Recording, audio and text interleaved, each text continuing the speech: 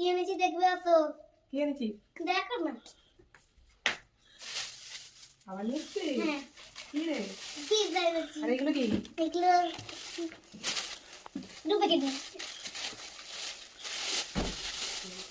দেখো পিৎজা। এটা কি বল? পিৎজা।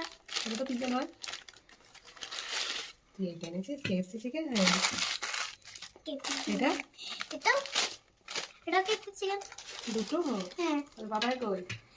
বাবার নেই। এটাই ভাগ করে খাবি? পিজ্জাটা খেয়ে দেখি কেমন। পিৎজাটা দাদু। পিজ্জা রে কি বলে আগে পনির মাশরুম নেই?